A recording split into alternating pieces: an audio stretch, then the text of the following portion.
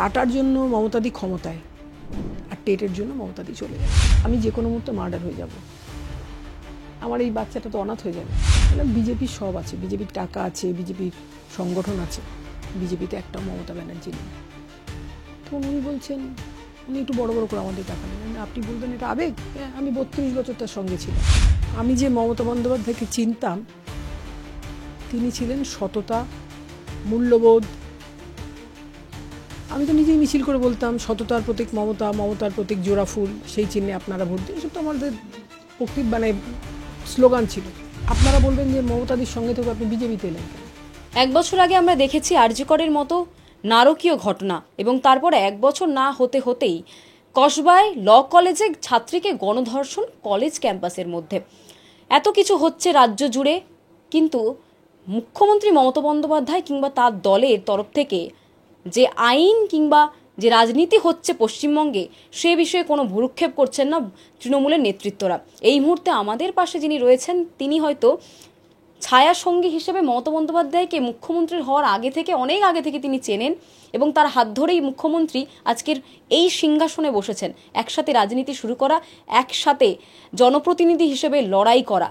কিন্তু তার সাথে কথা বলে আমরা জানার চেষ্টা করব, স্বাস্থ্যমন্ত্রী, পুলিশ মন্ত্রী, মুখ্যমন্ত্রী হিসেবে আপনি মমতা বন্দ্যোপাধ্যায়কে মার্কশিটে কত দেবেন?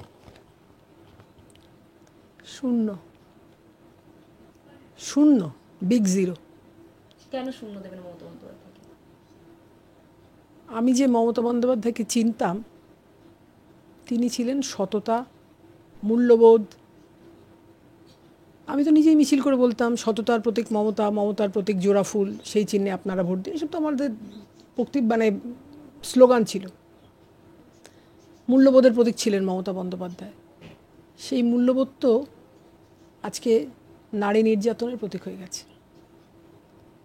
কিন্তু একটা কথা না বললেই নয়, মমতা বন্দ্যোপাধ্যায় আন্দোলন করে কিন্তু এত দূর এসছেন, বা এখনও হয়তো তার চেয়ারটা আছে, সেটা আন্দোলনের জোর। আপনারা মমতা ব্যানার্জির বাড়িতে গেছেন, মমতাদি কিন্তু খুব সাধারণ একটা ঘর থেকে, টালির চালার ঘর থেকে মমতাদি আজকে নবান্নে 14 তলায় না কত তলায় বসেন, ওখানে বসেছেন। যে মমতা বন্দ্যোপাধ্যায়কে দেখে আমরা কংগ্রেস ছেড়ে তৃণমূলে এসেছি, তারপরে একের পর এক মমতাদি আমাকে তৃণমূল ছাত্র পরিষদের সারা বাংলার প্রেসিডেন্ট করেছিলেন। সেই সময় অনেক কলেজ আমরা তৃণমূলের দখলে আনতে পেরেছি, মানে টিএমসিপি দখলে আনতে পেরেছি। সেই সময় হতো না, বানতলাতেও তো হয়েছিল। বানতলাতে অনিতা দেওয়ান, উমা ঘোষ আর রানু ঘোষকে সিপিএমের কমরেডরা গ্যাং রেপ করে মার্ডার করে দিয়েছিল। তখন 1990 সাল আমি গিয়েছিলাম মমতা বন্দ্যোপাধ্যায়ের সঙ্গে বানতলাতে। গিয়ে দেখেছি মেয়েদের অন্তর্বাসের ছোট ছোট টুকরো পড়ে রয়েছে, সানগ্লাসের ভাঙা টুকরো। খারাপ লেগেছিল। তখন আমরা গ্যাং রেপ কথাটার অর্থ বুঝতাম না, বা বুঝলেও দিদির ঘেরাটোপে চাইতাম না। পরের দিন দিদি গেলেন, সিপিএম লোকেরা ওখানে কাঁটাতার দিয়ে দিল। দিদি বললেন, কাঁটাতার দিয়ে দিয়েছে? তবে রে বেটা। দিদি কাটার দিয়ে কাঁটাতারগুলো কাটলেন। তারপর সেখানে একটা কৃষ্ণচূড়া গাছ পুঁতে আসলেন। কৃষ্ণচূড়া গাছ তো প্রেম বা ভালোবাসা যাই বলুন, তার একটা প্রতীক। এখনও বানতলার উপর দিয়ে আমরা তো এয়ারপোর্ট যাই, যেতে গেলে আমি দেখি দিদির পোতা ওই কৃষ্ণচূড়া গাছটা এখন অনেক ডালপালা মেলেছে, অনেক কিছু হয়েছে। সেরকমভাবে আন্দোলন করতে মমতাদিকে দেখেছি। আমার প্রথম কাগজে ফটো বেরোলো, মমতাদি কাটার দিয়ে কাটছেন আর আমি পাশে দাঁড়িয়ে রয়েছি। তখন সবাই বাড়িতে লোকেরা মাকে করতে লাগলো যে, বৌদি বা কাকিমা, তোমার মেয়ের ফটো বেরিয়েছে এরকম। মা যার পর না একটু খুশি হলেন। তারপরে এরপরে অনেক আন্দোলন মমতাদিকে দেখেছি। যে কথা আপনি বলছিলেন, তাপসী মালিক, হ্যাঁ, তাপসী মালিকের বাবা মনোরঞ্জন মালিক এখন হয়তো বেঁচে আছেন, বেঁচে থাকুন, এটা আমি চাই। তাকে নিয়ে তো মমতাদির একটা ক্যাম্পেন করেছিলাম আমরা। উনি মমতাদি যখন এই লাস্ট ইলেকশানে কি বলে দক্ষিণ কলকাতায় মমতাদি এমপি, মমতাদি দক্ষিণ কলকাতায় দাঁড়ালেন, তাপসী মালিকের বাবাকে মমতাদি নিয়ে এসেছিলেন। সবাই আমাকে জিজ্ঞেস করছে, এই ভদ্রলোককে কেউ তো চেনে না। আমি বললাম, উনি তাপসী মালিকের বাবা। মনোরঞ্জন মালিক, নামটা মনেও আছে আমার। তারপরে মনোরঞ্জন মালিক আমার কাছে একটু জল খেতে চাইলেন। দিদি, এটা তো আপনাদের পাড়া। দিদি যখন বললেন যে এটা সোনালীদের পাড়া, মনোরঞ্জন দা চলুন, সব খাবার দাও সব। আমি বললাম হ্যাঁ, কী খাবেন বলুন, চা, কফি, কোল্ড ড্রিঙ্ক? বলুন না দিদি, আমাকে একটু সাদা পরিষ্কার জল দিন, আমি জল তেষ্টা পেয়েছি। আমি আনলাম, দিলাম। তাপসী মালিকের বাবা সেই জলটা খেলেন। তাপসী মালিকের তো পোস্টমর্টম হয়েছিল পুলিশ মর্গে। আজকে দেখুন, আমি তো বিজেপি করি এখন। আপনারা বলবেন যে মমতাদির সঙ্গে থেকে আপনি বিজেপিতে এলেন কেন? আমি আপনাকে বলবো, এই বাড়িটা আমার শ্বশুরমশাই কিনেছিলেন 3 ভাইয়ের জন্য, মানে নামে আর কি। আমার বড় ভাসুর তখন বেঁচে ছিলেন, মেজো ভাসুর এখনও বেঁচে আছেন, আর আপনার দাদাকে তো দেখলেন। আমার বড় যা চাকরি করতেন তখন, আর আমি তো রাজনৈতিক একজন ব্যক্তিত্ব। আমাকে শ্বশুরমশাই বললেন, এই বাড়িটা তোমার শাশুড়ির নামে কিনি। বললাম না, আপনার 3 ছেলে যখন বেঁচে আছে বাবা, আপনি মানে তুমি, আমি এত শ্বশুরমশাইকে তুমি বলতাম, আমি বলতাম তুমি তোমার 3 ছেলের নামেই কেনো। উনি কিনে দিলেন। আমি তোমাকে, তুমি বলে ফেললাম, সরি, আমি তোমাকে 10 বছর বাদেও এই বাড়িতে আমন্ত্রণ জানাবো। তখন হয়তো আমি বেঁচে থাকবো না, কিন্তু তুমি তো বেঁচে থাকবে। এই বাড়িতে তুমি দেখবে 10 বছর বাদে এসেও এই কড়ি বর্গার ঘর দেখো। আমাকে দেখতে ফাল্গুনী পাত্র, বিজেপি মহিলা মোর্চার সভানেত্রী, তিনি এসেছিলেন। হয় ফাল্গুনী দিকে জিজ্ঞেস করলো প্রেস যে আপনি এসে কেমন দেখছেন? ফাল্গুনী দিদি বললেন যে এইটাই তো পরিবর্তন, এটা প্রত্যক্ষ করতে এসেছি। তখন প্রেস জিজ্ঞেস করলো কী পরিবর্তন দেখছেন? বলে না, যে লড়াই, আমার কথা বলছি, যে সোনালীদি শুরু করেছিলেন, ওরা কিন্তু মমতাদিকে কেউ সিএম বলে না, ওরা বলে মাননীয়া। আমার খুব ভালো লাগে এটা, যে সম্মান দিয়ে কথা বলে। মাননীয়ার সঙ্গে করেছিলেন। তো ওরা বললেন, প্রেস বলছে যে ফাল্গুনীদি আপনি কি জ্যোতিপ্রিয় মল্লিকের বাড়িতে যাবেন? ফাল্গুনী বলছে প্রশ্নই ওঠে না, কারণ আমি তখন অলরেডি অসুস্থ হয়ে গেছি। ফাল্গুনী আমাকে দেখতে এসছেন, সঙ্গে অনেক বিজেপির সহকর্মীরা। বিজেপির একটা জিনিস আমার ভালো লাগে, প্রত্যেকে দিদি বা দাদা বলে সম্বোধন করে। ফাল্গুনীদিকে আমাদের পাড়ার যে বিজেপি লিডার আছে সে নিয়ে আসলো। ফাল্গুনীদি ঠিক ওইখানটায় বসলেন। আমাকে তো প্রচুর ফল টল এনে দিলেন। সরি, আমি বললাম ফাল্গুনী দিদি আমি এত ফল খাই না, আমি খাওয়ার পরে একটু 2-4টে শশা খাই ব্যাস। ফাল্গুনী দিদি বলেছেন, ও তুমিও তাহলে সোনালী দিদি, তুমিও তাহলে মাননীয়ার মতোই মুড়ি চপে বিশ্বস্ত? আমি হ্যাঁ, দেখো মুড়ি চপ খেয়েই তো আমরা উঠেছি, এখন তো একদিনে সেই অভ্যাসটা বদলানো যাবে না। তখন উনি বললেন ঘরটার দিকে তাকিয়ে যে এটাই তো পরিবর্তন। তখন প্রেস বুঝতে পারছে না, বলল আমি আজকে সাক্ষাৎ পরিবর্তনকে প্রত্যক্ষ করলাম। আমি এরকম তাকাচ্ছি ফাল্গুনীদের দিকে, তারপরে আমাদের পাড়ার যে বিজেপি লিডার ওনাকে নিয়ে এসছেন, আমি সেই ভদ্রলোকের দিকে তাকাচ্ছি। ফাল্গুনী বলছে এই কড়ি বর্গার ঘরের নিচে বাংলার একজন ডেপুটি স্পিকার থাকতেন। দিদি তুমি যখন ডেপুটি স্পিকার ছিল তখন তুমি এই ঘরে? হ্যাঁ, এই ঘর থেকে তো আমি ডেইলি বিধানসভায় যেতাম। তখন বলছেন এই ঘর থেকে? আমি বললাম হ্যাঁ, এই ঘর থেকেই যেতাম। বা তোমার কোনো অসুবিধা হতো না? এখন প্রত্যেকের ঘরে ঘরে এসি আছে, এসি এখন একটা নিড, মানে এসি এখন বিলাসিতা নয়। ফাল্গুনী দিয়ে এসেছিলো এখন, তখন এসি চলছে, তখন বর্ষাকালই ছিল। তার উল্টো দিকে আমাকে তো বিজেপির মহিলা মোর্চায় নেওয়া হয়েছে, রাজ্যর একটা কমিটিতে ঢোকানো হয়েছে, আরও সব ভিড় করেছে, তারাও এসছে। তখন তার মধ্যে একজন হচ্ছে রাখি দিদি, একটু বালকি। তারপরে উনি বলছেন হ্যাঁ কেন, আমরা তো এর আগেও দিদির বাড়িতে এসেছি। তখন ফাল্গুনীদি বললেন যে এইখান থেকে যদি রাজ্য বিধানসভা চালানো যায়। তখন আমি বললাম কেন চালানো যাবে না, আমার একটু ঘুমের দরকার ছিল, ঘুমিয়ে পড়তাম, মানে অত পরিশ্রম করে তো আমি তো তখন মানে সবসময় লড়কে লেঙ্গে হিন্দুস্তান। তখন আমি বললাম হ্যাঁ কেন ঘুমানো যাবে না, এসি চললে তো আর কোনো, মানে এখন তো আর লোডশেডিং নেই, আগে তো বামফ্রন্টের আমলে খুব লোডশেডিং হতো। তখন আমি বললাম যে এখন তো লোডশেডিং নেই, আর এসি চললে তো মানুষ একটু কাম অ্যান্ড কোয়াইটলি ঘুমিয়ে পড়তে পারে। তারপরে বলছে ফাল্গুনীদি আমাকে জিজ্ঞেস করছে দিদিভাই তুমি এইখান মানে এই ঘর থেকে গিয়ে তুমি বিধানসভা চালাতে? দিদি আপনি এই ঘর থেকে বিধানসভা চালাতেন, তাপসী মালিকের যে ধর্ষণ করা হয়েছিল সেই ধর্ষণের জন্য রাজনীতি করে কোথাও কি মমতা বন্দ্যোপাধ্যায় আজকে এই সিংহাসনটা পেয়েছেন, এটা আপনিও মানেন এবং বিরোধী যারা আছে তারা সবসময় দাবি করে আসছে। আরজি কর তো আপনি শুনেছেন, আপনার বাড়ি থেকে খানিকটা দূরে আরজি কর মেডিকেল কলেজ, তারপরেও যে কসবাতে যে ঘটনা ঘটেছে, মমতা বন্দ্যোপাধ্যায়ের কি মন কাঁদেন? আপনি তো খুব কাছ থেকে দেখেছেন, ছায়া সঙ্গী ছিলেন। এই ঘটনা, ধর্ষণের ঘটনা মমতা বন্দ্যোপাধ্যায়ের কি মন কাঁদায় না? তিনি তো বলেন প্রতিটা বাড়ির মেয়ে আমি।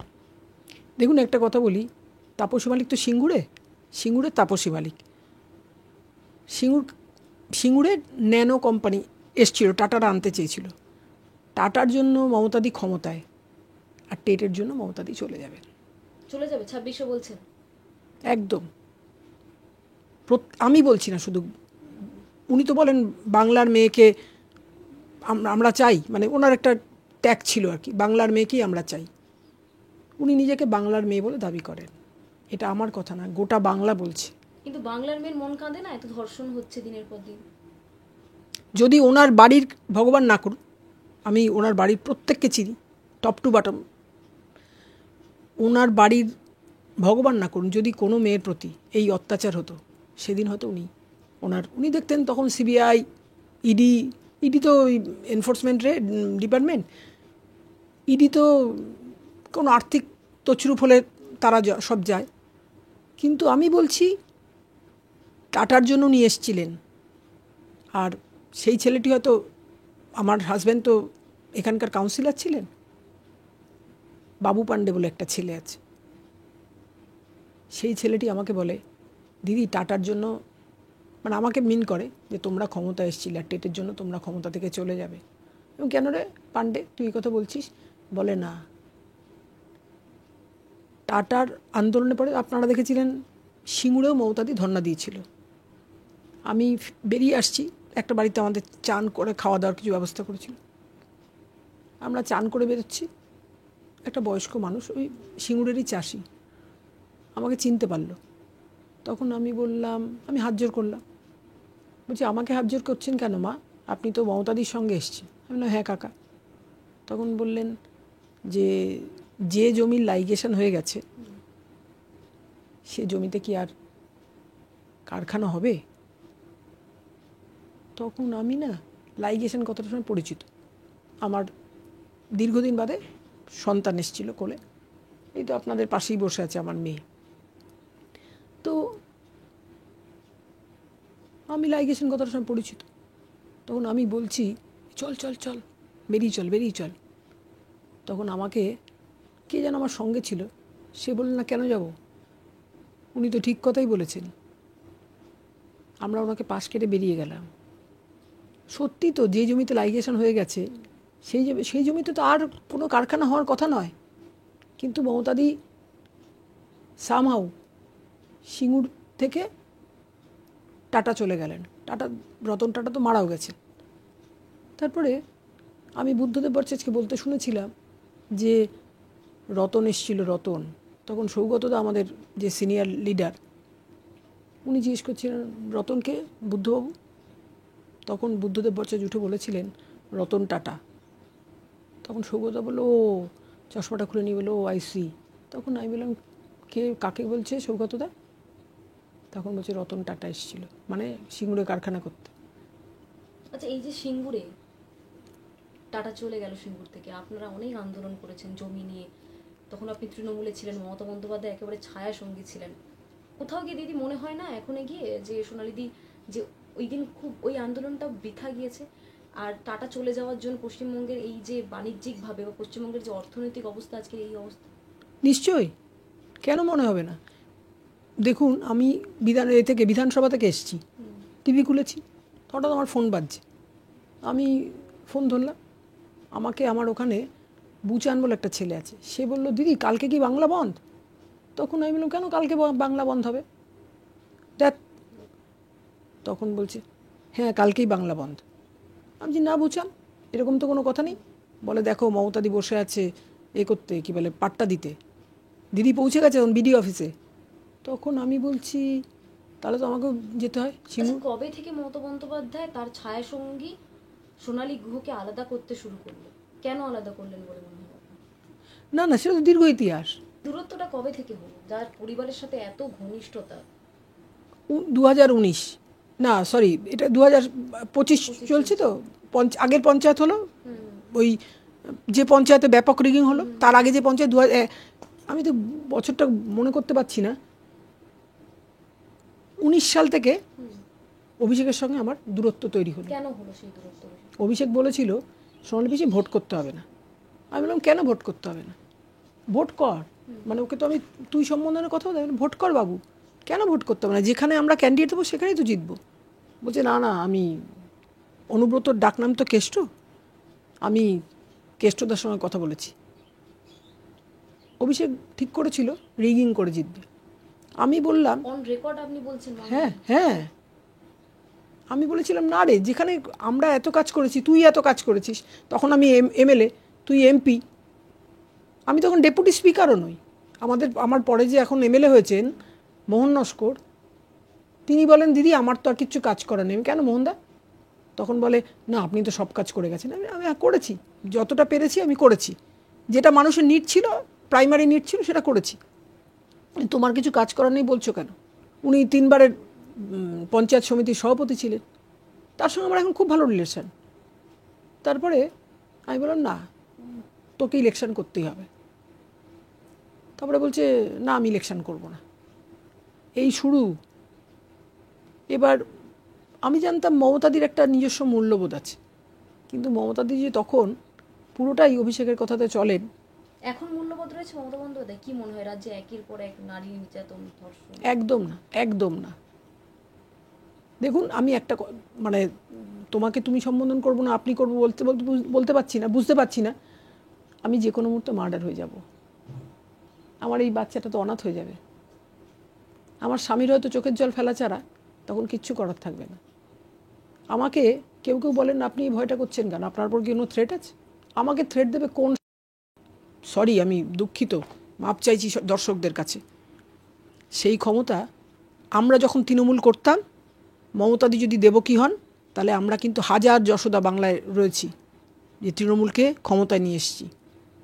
এখন সেই তৃণমূলের লোকেরা, সেই লোকগুলো হয় কেউ মারা গেছেন, নালে তাদের বয়স হয়ে গেছে, সেই মানে তাদের সেই জোরটাও নেই। দিদি, কসবা ল কলেজে যে ছাত্রীকে গণধর্ষণ করা হয়েছে, যে মূল অভিযুক্ত সেই মনোজিৎ মিশ্র টিএমসিপির নেতা একজন, অভিষেক বন্দ্যোপাধ্যায়ের ঘনিষ্ঠ, তারপরেও কি দায় ঝেড়ে ফেলতে পারবে রাজ্য সরকার? দেখুন, এই আমি প্রথমেই বললাম যে এই ঘটনা যদি মমতাদির বাড়ির কোনো মেয়ের ওপর হতো, তাহলে মমতাদি হয়তো সিবিআই কল করতেন, সিবিআইতে চলেও আসতো। কিন্তু তার বাড়িতে হয়নি বলে আপন বেদনা সেই জন বোঝে যে জন ভুগি, রোগ যন্ত্রণা কবু না বোঝে, হয়নি যে কবু রোগী। এই আমরা ভাব সম্প্রসারণ করেছি তো। স্বার্থপর হয়ে গেছে মমতা বন্দ্যোপাধ্যায় বলছেন।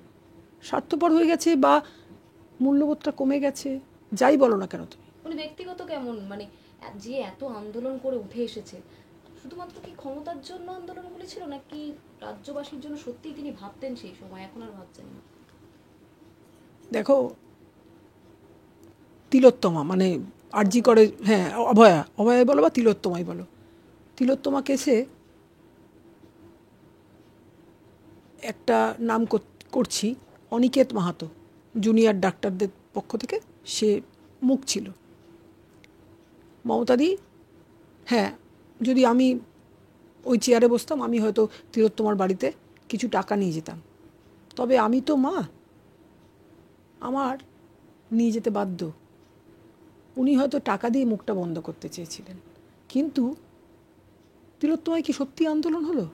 আমার বাড়িতে তোমরা ঢুকতে দেখেছো, আমার বাড়িতে ঢোকার মুখে একটা বড় করে বাবা লোকনাথের ফটো রাখা আছে। আমার বাড়িতে বাবা লোকনাথের তিরোধান দিবসটা খুব বড় করে হয়। সেদিন আরএসএসের একজন খুব সিনিয়র লিডার অজয় নন্দী বলে তিনি এসেছিলেন, তিনি প্রসাদ খেতে এসছেন। তারপরে উনি মোদিজি বা ওই লেভেলের উনি মেলামেশা করেন। তখন আমি বললাম যে একটা কথা বলবো দাদা? উনি বলছেন হ্যাঁ বলুন। তখন আমি বললাম যদি অভয় দেন একটা কথা বলি। উনি বলছেন হ্যাঁ নিশ্চয়ই, আপনাকে বলতে বলেছে, আপনি বলবেন। বললাম বিজেপির সব আছে, বিজেপির টাকা আছে, বিজেপির সংগঠন আছে, বিজেপিতে একটা মমতা ব্যানার্জি নেই। তখন উনি বলছেন, উনি একটু বড় বড় করে আমাদের তাকালেন। আপনি বলবেন এটা আবেগ? হ্যাঁ, আমি 32 বছর তার সঙ্গে ছিলাম, 1989 থেকে 2021 পর্যন্ত। 2021-এর পরে এখনও দিদির কথা বলতে গেলে আমার দু চোখে জল চাপিয়ে আসে। কারণ এটা রাজনৈতিক রং আপনি পাল্টে ফেলেছেন সোনালিদি, কিন্তু মমতা বন্দ্যোপাধ্যায়ের প্রতি যে স্নেহ, যে ভক্তি, যে সম্মান ছিল, এখনো আছে, এখনো আছে, এখনো রয়েছে। আমার মেয়ে বলে, মা তোমার জীবনে স্যাডেস্ট ডেথ কোনটা? কারণ ডেথ তো সবসময় স্যাড হয়, কিন্তু আমার মেয়ে সে বলে, মা মমতা দিদির যদি কিছু হয়, ভগবান না করুন উনি বেঁচে থাকুন, আমরা সবসময় চাই, কিন্তু মমতা দিদির যেদিন কিছু হবে সেদিন তুমি দেখবে না যে তুমি কোন দলে আছো, তুমি সেদিন ছুটে চলে যাবে। তখন আমি বলি, তুই কি বলছিস বাবা? বলে, হ্যাঁ মা, আমি তোমার সঙ্গে কথা বলে দেখি, মমতা দিদির কথা বললেই তোমার দু চোখে জল ছাপিয়েছে। দিদি কোনোদিনও যোগাযোগ করার চেষ্টা করেছেন? সেটাই সব থেকে বড় আক্ষেপ কি? না, দেখুন, যে মানুষটাকে ছেড়ে চলে এসেছি, আমাকে ওই বললাম বাবা লোকনাথ ডিভাইন লাইফ মিশনের একজন স্বামীজি ছিলেন, তিনি এখন টিভিটা দেখছেন কিনা আমি জানি না, তিনি বলেছিলেন, দিদি তখন মন্ত্রী, সেন্ট্রাল মন্ত্রী, ক্রীড়ামন্ত্রী ছিলেন উনি গেলেন দিদির দিল্লির বাড়িতে, 5 নম্বর অশোক রোড। উনি বলেছিলেন, উনি সবাইকে মা বলতেন, মমতা মা তুমি কোনো দিন সোনালী মাকে ছেড়ো না। তখন মমতাদি বললেন, কেন? মমতাদি তো সবসময় কোয়ারিস। মমতাদি বললেন, কেন? তখন বললেন, সোনালী মা তো সবসময় বাবা লোকনাথের নাম করে, ওর মাধ্যমে বাবার আশীর্বাদ তোমার মধ্যে সঞ্চারিত হয়ে। তখন দিদি বললেন, আমিও তো নাম করি। তখন কি করেন? নাম নাম হ্যাঁ, আমিও তো নাম করি। তখন আমরা ছাগলের 3য় বাচ্চা। বলে, হ্যাঁ স্বামীজি, দিদিও নাম করেন। এই ফটোটা, এই ওপরের ফটোটা উনি দিদির জন্য নিয়ে এসেছেন। তখন আমি বাবাকে জিভ ভাঙাচ্ছি, হ্যাঁ তুমি আমার কাছে থাকলে তো আমি তোমাকে মিশ্রি মাখন সব দিতাম, তুমি মন্ত্রীদের বাবা লোকনাথ হয়ে থাকো। আমি এসে, এই ফটোটা আমার পছন্দ, তো আমি এসে ফটোগুলো সব পরপর পাচ্ছি আর কি। সব ফটোতে নাম্বারিং করা, কিন্তু এই ফটোটা দেখছি ডবল নাম্বারিং করা। উনি নাম্বারিং করেছে। দিদির ওই বাংলোটা খুব বড় বাংলো ছিল। আমি ওনাকে বসিয়েছি ভিজিটার্স রুমে, দিদি উল্টো দিকে বসেছেন, উনি তো স্বামীজি। আমি বলছি, স্বামীজি আপনি কি খাবেন? বলে, মা আমি তো সামান্য কিছু আহার করি, আমি এখন আর কিছু খাবো না, একটু জল খাওয়াবো? বলবেন, হ্যাঁ ঠিক আছে। আমি বলছি, স্বামীজি আপনার সব ফটোতেই না নাম্বারিং করা। তখন স্বামীজির সঙ্গে একজন দিদিভাই বলে একজন ভদ্রমহিলা ছিলেন, উনি বলছেন, হ্যাঁ দিদিভাইয়ের সামনেই তো আমি নাম্বারিং করেছি। আমি বলছি, এই ফটোটা দেখুন, এটা কিন্তু ডবল নাম্বারিং করা। তখন স্বামীজি আর দিদিভাই দুজনই লক্ষ্য করেছে আমি এই ফটোটাকে জিভ ভেঙাচ্ছি। তখন বলছে দিদিভাই, তখন দিদিভাই বলছে, হ্যাঁ স্বামীজি বলুন। বলে, সোনালী মা এই ফটোটাকে জিভ ভেঙাচ্ছিল না, এটা 79 নাম্বার ছিল। আমি 79 নাম্বার তো দুটো ফটো। বলে, এটা তাহলে তোমার। স্বামীজি বুঝতে পেরেছেন আমার এই ফটোটা পছন্দ। আমি এই ফটোটাকে দুর্গাপুজোর পঞ্চমীর দিন কোলে করে নিয়ে গেছি মানে আমাদের বাড়িতে, বাপের বাড়িতে আর কি। তখন মা বলছেন, আবার তুই বাবা লোকনাথের ফটো নিয়ে আসলি? আমি বললাম, মা এটা না অরিজিনাল বাবা লোকনাথের ফটো, বারোদির আশ্রমের ফটো। মা এটা বাঁধিয়ে রাখলেন। স্বামীজি বলেছিলেন মমতাদিকে যে, মমতা মা তুমি কোনোদিন সোনালী মাকে ছেড়ো না। 2021-এ মমতাদি আমাকে টিকিট দিলেন না। আমি যে কথা বলতে গিয়ে আমার থই হারিয়ে গেল, 10 বছর বাদেও আমি তোমাকে আমার বাড়িতে আসতে বলবো। আমি হয়তো সেদিন বেঁচে থাকবো না, কিন্তু কৌতূহলের কারণে হোক বা একটা টিভি কভারেজের জন্য হোক, তোমাকে এই বাড়িতে আসতে আমন্ত্রণ জানালাম। তুমি দেখবে আমার এই বাড়ি সেদিনও কড়িবরগাড়ি বাড়ি আছে। আমার স্বামী সেদিন বেঁচে থাকবেন হয়তো, বা আমার মেয়েও বেঁচে থাকবেন, কিছুই পরিবর্তন হবে না। আমি কড়িবরগার বাড়ি বলছি কেন, আমি 22টা ছেলে মেয়েকে আমি ডেপুটি স্পিকার থাকাকালীন চাকরি দিয়েছি। আমাদের পাড়ার একটা ছেলেকেও দিয়েছি, গণেশ তার নাম। গণেশ আমাকে বলে, দিদি তুমি যদি 22টা ছেলে মেয়ের থেকে 1 লাখ টাকা করেও নিতে, তাইলে আজকে তোমার 22 লাখ টাকা হতো। তখন আমি বলছি, দূর পাগল, তাহলে তুই এত বড় কথাটা বলতি না। গণেশ দাস, অনন্যা কারার, তাতে আমাদের সাতগাছিয়ারও যেমন আছেন, তারপরে ওই দিদিমণির নাম যেন কিছু, সোমা বন্দ্যোপাধ্যায়, আরামবাগ। আবার কেউ কেউ আসতেন আমার বাড়িতে কাজ করতে, যে কাজ করতে আসলেই তাদের পরিবারের যদি কারুর কোনো মানে হয়, কাজ হয়ে যায়, তখন আমার ডেপুটি স্পিকারশিপ চলে গেছে। আমি তো কোনো দুর্নীতি করিনি। আমার বাবা ছিলেন স্বাধীন। তৃণমূল সরকারে দুর্নীতি হচ্ছে আমলে নারীরা? হ্যাঁ, নিশ্চয়ই নিশ্চয়ই নিশ্চয়ই দুর্নীতি হচ্ছে। তৃণমূল আমলে দুর্নীতি করে না এরকম কে আছে? কিন্তু মমতাদি মুখ বন্ধ করতে হয়েছে বাধ্য হয়ে। মমতাদি তো হাত পা বাঁধা। মমতা বন্দ্যোপাধ্যায় হাত পা বাঁধা? হ্যাঁ, হাত পা বাঁধা কারণ এই কারণে বলছি, তিনি তো প্রশাসনের চিফ। তিনি যদি এরম করে মুখটা ফাঁক করেন তাহলে তো সবার বিরুদ্ধেই, একজনের বিরুদ্ধে যদি তাকে সিদ্ধান্ত নিতে হয় তাহলে তো আর বাকিরা বলবে, ওই একজন বলবে যে এর বিরুদ্ধে নিচ্ছ, ওদের বিরুদ্ধে নিচ্ছ না কেন? নারীরা সুরক্ষিত রয়েছে? আপনি তো দীর্ঘদিন ধরে রাজনীতি করছেন, তখন একদম না, একদম না, একদম না। তিলোত্তমাই তো তা প্রমাণ। আমার মেয়ে একদিন রাত্রেবেলা আমাকে বলছে, ও মা জানো তো আজকে না তিলোত্তমার জন্মদিন। আমি, বাবা তুই উইশ করেছিস? বলে হ্যাঁ মা, আমি উইশ করবো না? আমি আর আমার মেয়ে একসঙ্গেই টিভি দেখি বা একসঙ্গে যে কোনো কাজ একসঙ্গেই করি। বলে মা আমি করবো না, উইশ করবো না? 2021, 2011 আর 2025-এর মধ্যে কি পার্থক্য দেখতে পাচ্ছেন মমতা বন্দ্যোপাধ্যায়ের মধ্যে? 2011-র সেই মমতা বন্দ্যোপাধ্যায় যখন তিনি সরাসরি ক্ষমতায় এসেছেন, রাজ্যের মুখ্যমন্ত্রী হয়েছে, 2025-এ দাঁড়িয়ে মমতা বন্দ্যোপাধ্যায়ের মধ্যে কি পরিবর্তন দেখতে পাচ্ছেন? দেখুন আজকে তো, হ্যাঁ আজকে তো আমি 1984 সাল থেকে মমতা বন্দ্যোপাধ্যায়কে চিনি, যখন উনি আমাদের ওখানে প্রার্থী হয়েছিলেন। সেই মমতা বন্দ্যোপাধ্যায়ের সঙ্গে তারপরে দিদি তৃণমূল করলেন। আমরা তো কংগ্রেস থেকে এসেছি। আমি কংগ্রেস ছাড়বো না। আমি দিদিদের বাড়িতে একটা বড় খাট ছিল, সেই খাটের তলায় শুয়ে শুয়ে কাঁদছি। দিদি আমাকে বলছেন মুটকি, বলতেন, এখনও বলেন। দিদির ছোটো বোন ন্যান্টিকে বলছে, নাই ন্যান্টি মুটকিটা কোথায় গেল রে? একদম চুপ করো তো। দিদি ন্যান্টিকে বলছে, ন্যান্টি কোথায় গেল রে মুটকিটা? তো ন্যান্টি বলছেন, ওই যে দিদি তোমার মুটকি নিচে বসে বসে তোর মুটকি নিচে বসে বসে কাঁদছে। কি পরিবর্তন দেখতে পাচ্ছেন সেই তখনকার মমতা বন্দ্যোপাধ্যায় আর 2025-এ? একটা মুখ আর একটা মুখোশ। একটা মুখ আর একটা মুখোশ। আরো ভালো ভালো খবর দেখতে সাবস্ক্রাইব করুন বাংলা হান্টের ইউটিউব চ্যানেল। বাংলা হান্টের আরো খবর দেখতে নজর রাখুন। বাংলা খবর মানেই বাংলা হান্ট।